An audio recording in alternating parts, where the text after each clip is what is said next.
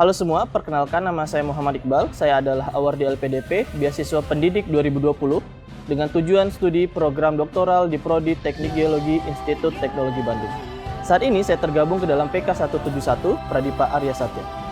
Pada video kali ini saya akan membahas suatu fenomena sosial yang berada pada lingkup keilmuan saya dengan topik dilema panas bumi Indonesia. Indonesia merupakan negara dengan potensi panas bumi terbesar di dunia. Tercatat hingga saat ini, sekitar 40% potensi panas bumi di dunia berada di Indonesia, yaitu sekitar 29.000 MW.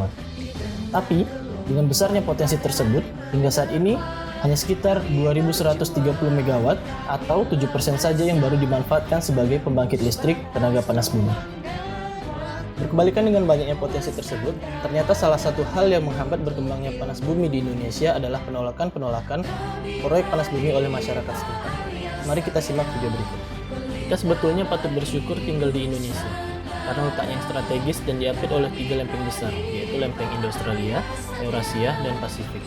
Selain memberikan dampak negatif berupa gempa bumi, tsunami, dan letusan gunung api, Allah juga Maha Adil yang memberikan kekayaan sumber daya alam seperti mineral logam dan panas bumi atau geotermal yang menyertainya.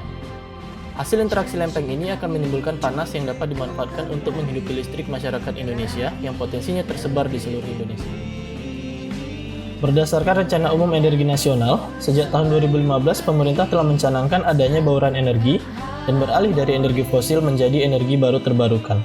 Pemerintah menargetkan pada tahun 2025, energi baru terbarukan menyumbang 23% energi nasional dan 31% pada tahun 2050. Berikut adalah tabel yang menunjukkan target pengembangan pembangkit listrik dari energi baru terbarukan hingga tahun 2050. Dapat kita lihat di sini bahwa pengembangan panas bumi ditargetkan terus meningkat dari tahun ke tahun. Namun kenyataannya, jika kita lihat pada tahun 2020, pemerintah masih kekurangan sekitar 1.000 MW untuk mewujudkan impiannya. Sepertinya pemerintah punya PR besar untuk mewujudkan cita-cita di tahun 2050 yang memanfaatkan 59% potensi panas bumi yang ada di Indonesia. Namun sebagai warga negara Indonesia yang baik, kita harus optimis dan terus mendukung pemerintah, sehingga potensi panas bumi yang ada dapat dimanfaatkan secara optimal. Namun penolakan terhadap proyek panas bumi terus terjadi. Lapangan pada Rincang Banten, Tampomas Sumedang, Dugul Bali, Waisano NTT, dan masih banyak lainnya dengan alasan yang beragam. Ditambah lagi dengan jatuhnya korban jiwa akibat proyek panas bumi Sorik Marapi di Sumatera Utara, memantapkan citra buruk panas bumi di mata masyarakat. Mungkin masyarakat sekitar merasa dengan adanya pengembangan panas bumi di wilayah setempat, mereka tidak merasakan dampak langsung. Saya berharap penolakan ini tidak ditunggangi oleh adanya konflik kepentingan dari berbagai pihak. Menurut saya, solusi dari permasalahan ini terletak di pemerintah. Pemerintah harus dapat merangkul dan meyakinkan masyarakat dengan cara mensosialisasikan manfaat dari panas bumi itu sendiri, yaitu panas bumi merupakan energi yang bersih, ramah lingkungan, berkelanjutan, terbarukan, dan Indonesia sendiri memiliki banyak potensi yang terkandung di dalamnya.